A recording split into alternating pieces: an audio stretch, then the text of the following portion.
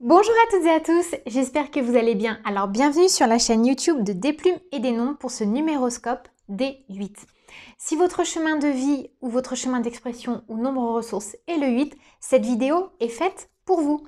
Pour connaître les nombres de votre vie, je vous invite à regarder la petite méthode de calcul qui se trouve au bas de la vidéo. Et on est parti donc pour l'analyse de votre mois de mars, à vous, cher 8. Alors, avant toute chose, quels que soient les nombres de votre vie, on va tous être concernés par l'énergie du 9. Pourquoi? Parce que sur Mars, c'est le 9 qui prédomine. En effet, c'est le troisième mois de l'année, donc si j'additionne 3 à l'énergie 2022, année universelle, qui est 6, j'obtiens le 9. Donc là, il est un peu question d'un premier micro-bilan et c'est quand même de bonne aloi parce qu'on vient nous parler de la fin du premier trimestre. Alors, pour vous, les 8 à la coupe, on a déjà le 6 d'épée et le chevalier d'épée. Donc, il va être question d'idées assez tranchantes à prendre pour quitter des situations, fort probablement, qui ne vous conviennent plus, d'où le 9. Et il peut aussi être question de vraiment quitter ces situations parce que là, vous êtes dans l'élan, vous avez une idée, en fait, vous avez quelque chose qui est un peu survenu. C'est comme s'il y avait eu une forme de tilt, d'eureka. Et ce qu'il y a de plus propice à vous faire évoluer maintenant, c'est justement que vous partiez vers de nouveaux horizons. Alors, j'ai décidé de travailler pour ce mois de mars avec l'héritage du tarot divin que j'adore. Donc, on va prendre la température générale de votre mois. On va regarder la vibration profonde générale dans laquelle vous êtes pour ce mois de mars. Ensuite, on regardera le défi majeur et ensuite le conseil et l'atout majeur. Et ensuite, je ferai un focus avec mon oracle, l'oracle des plumes et des nombres, sur le côté sentimental et professionnel. Alors, vous voyez, on retrouve en dos de deck les épées. Alors, dans le tarot, les épées, c'est tout ce qui est en lien avec l'intelligence, le positionnement, le fait de trancher pour les bonnes raisons. Et avec le 9 d'épée, il y a vous êtes peut-être en train de sortir, en plus, vous voyez 9, l'énergie du mois, d'une forme de torpeur, de dépression. Et on va vous aider à aller de l'avant. Alors, il y a des choses, des situations qui vous ont complètement déprimé, enlisé, où vous êtes peut-être senti pieds et poings liés et ça a été extrêmement difficile et douloureux. Et là, le 9 du mois de mars, il vous demande de tourner une page parce que vous allez vraiment vers un objectif bien plus précieux.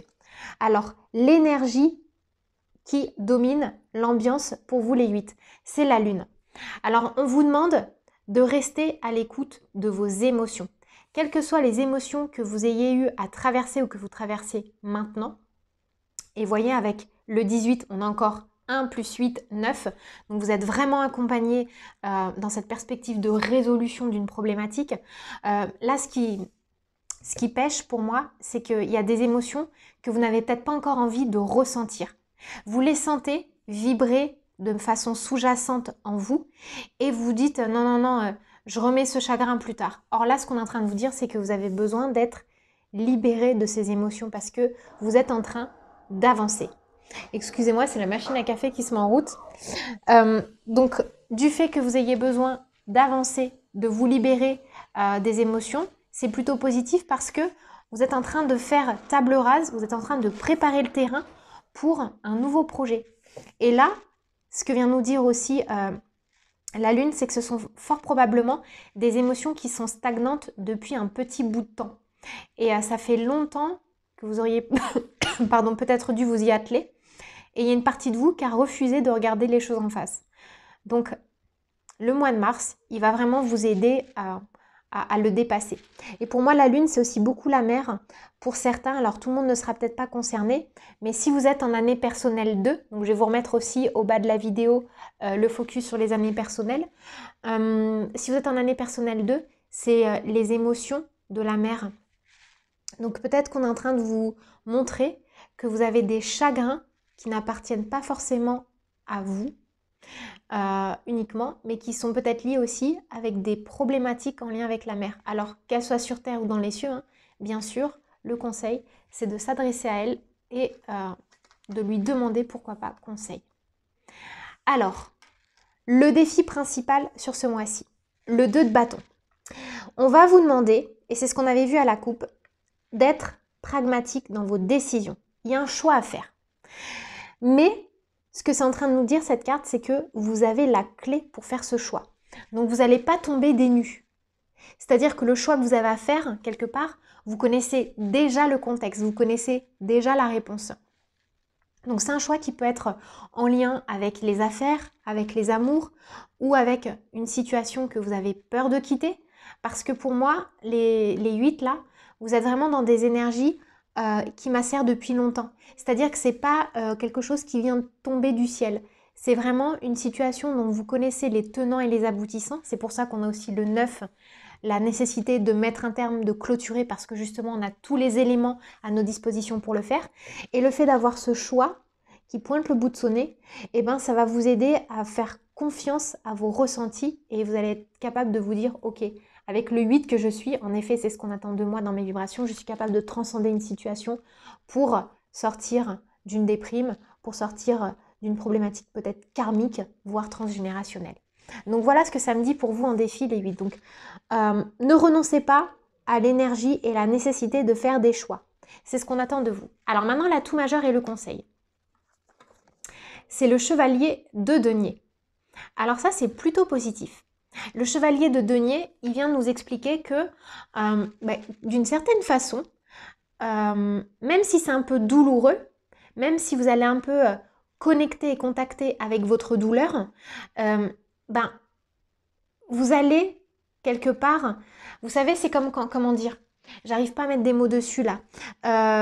Il y a un choix nécessaire et l'option qu'on a envie vraiment au fond de notre cœur mais qu'on n'a pas, qu'on n'ose pas prendre, c'est celle qui doit être la bonne. Et en fait, c'est comme si la vie allait vous donner un petit coup de pied pour dire, bon bah voilà, on t'emmène vers là où tu dois aller, même si ça te fait un peu du mal, mais on t'extire de cette situation, mais au fond de toi, au fond de ton cœur, c'est exactement ce que tu aurais choisi. En fait, le chevalier de denier, l'atout majeur, ça va être le courage d'aller de l'avant sans se retourner et de se dire, bon, tant pis, ça va faire un peu mal, vous savez, comme un pansement qu'on arrache fort, et où après on sait que, ok, la plaie va peut-être encore un peu saigner, mais on va être soulagé. Et bien là, c'est pareil. C'est-à-dire que votre atout majeur, c'est que quoi qu'il en coûte, vous allez être capable de le faire ce choix parce que vous êtes porté par vos émotions. Vous voyez, ces deux chevaux-là, ils nous montrent vraiment qu'il y a cette possibilité de faire tomber les masques et surtout d'être à l'écoute de ces émotions. Et là, pour le coup, les émotions, elles vont être porteuses de sens et elles vont être surtout porteuses de nouvelles révélations. Donc voilà pour vous les 8 pour l'ambiance générale. Alors maintenant, on va faire un focus sur le travail et le sentimental. Donc je vais demander à l'oracle des plumes et des nombres de me donner 2 cartes nombres. Pourquoi elle est retournée la 8? Ah bah vous voyez les 8, c'est drôle hein. La carte de votre nombre, elle est retournée dans le tas. Alors je vais demander à l'oracle des plumes et des nombres. Pour le travail, 2 cartes nombres et une carte plume. Alors, première carte nombre, tiens, carte plume.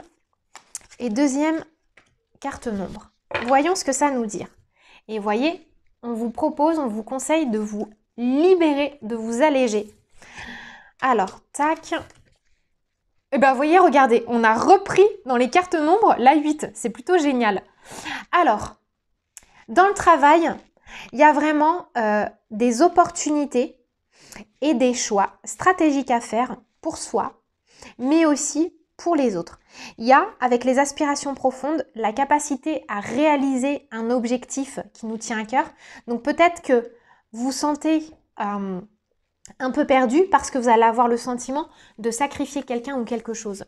Et avec le 8, vous avez le pouvoir de vous sortir de cette situation tout en étant à l'écoute de vos instincts et vous allez avoir la force de le faire parce que la plume jaune dans l'oracle des plumes et des nombres, c'est vraiment la force. Avec le 11, il est question de destin professionnel, de vocation. Mais vous allez avoir sur ce mois de mars peut-être des rencontres par synchronicité, où vous allez peut-être entendre parler plusieurs fois de quelqu'un, d'une cause, d'une association, d'une personne. Et toutes ces synchronicités qui se mettent sur votre route, c'est pour vous permettre justement de révéler votre pouvoir créateur, votre pouvoir de transformation dans les liens de travail que vous entretenez vis-à-vis de vous-même ou vis-à-vis des autres. Et surtout, ça vient aussi me parler de promotion. Pourquoi pas d'augmentation, d'argent, d'ascension sociale. On va monter en responsabilité ce mois-ci. On aura la force de le faire. C'est des choses qu'on aura attendues depuis longtemps. Mais pour le faire, il y a une forme de choix, de sacrifice sur lequel il faut s'engager. Mais c'est pour votre plus grande liberté.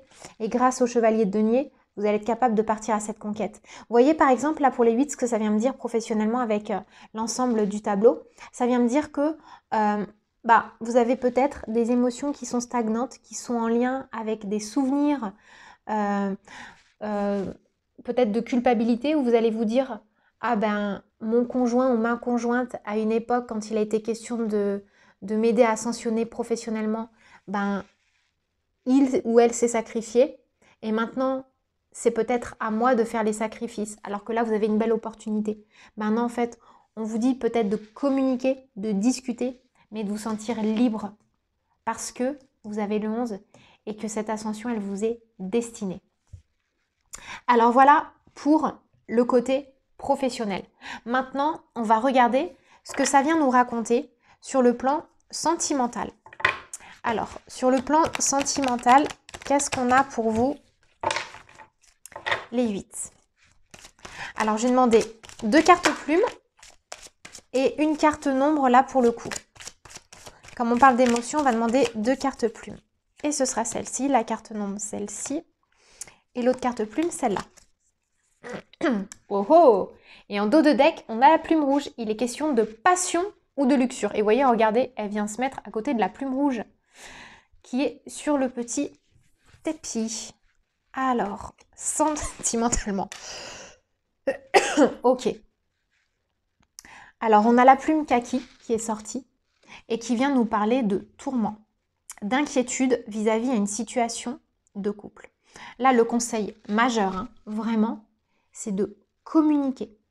Ne restez pas dans vos inquiétudes, ne restez pas sur vos positions. Attendez, je les pousse un peu mieux pour que vous les voyez toutes. Tac. Là, ce qu'on est en train de vous dire avec la plume kaki, c'est que il y a peut-être une conversation que vous redoutez, où vous avez des tourments, des inquiétudes qui viennent perturber une relation. Si vous êtes en couple, voilà comment ça peut s'interpréter. Et il y a une partie de vous qui est du coup dans le remous émotionnel.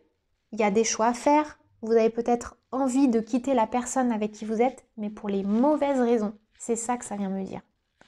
Et si vous avez envie de la quitter pour les mauvaises raisons, le conseil qu'on vous donne, c'est la plume rose. Alors la plume rose, c'est la réminiscence. Ça nous parle de souvenirs, même de souvenirs d'enfance. Et dans une relation déjà existante, moi, ça vient m'éclairer sur le fait qu'on vous propose de vous souvenir de ce qui vous a fait vibrer au début de votre union, de votre relation avec votre autre. Et c'est là-dessus qu'il faut miser pour prendre les bonnes décisions et ne pas s'égarer. Et ne pas rester dans une espèce de torpeur émotionnelle, de dépression face à une situation sur laquelle on vous demande de tirer un trait. S'il y a une rancœur quelconque, continuez à communiquer et à vider votre sac. Mais ne mettez pas un terme à une relation qui vous apporte quand même beaucoup de choses sous prétexte que vous avez du mal à vous exprimer et que vous avez une guéguerre qui reste au fond de votre cœur. Et vous voyez, derrière la plume rouge, je vois déjà la carte du 2 de la dualité. Alors maintenant, pour les personnes qui sont célibataires, ce qu'on vous demande, c'est de vous ouvrir socialement. On vous demande de vous ouvrir socialement, pourquoi? Et d'aller connecter avec des activités presque innocentes, d'aller dans la candeur. Et c'est comme ça que vous allez multiplier les rencontres. Les tourments du passé, ce qui vous a inquiété en amour, ce qui vous a déstabilisé justement, ça doit être relégué au passé. Maintenant, on vous demande de tourner la page, de tirer un trait. Et du coup, plus vous allez vous réouvrir socialement, plus vous allez faire de nouvelles rencontres et plus vous allez retrouver un peu l'innocence et la pureté de l'amour dans votre cœur. Voilà mes chers 8, ce que je peux dire pour votre numéroscope. J'espère que ça vous a parlé. N'hésitez pas à me faire vos retours. Je vous embrasse et je vous dis à très bientôt.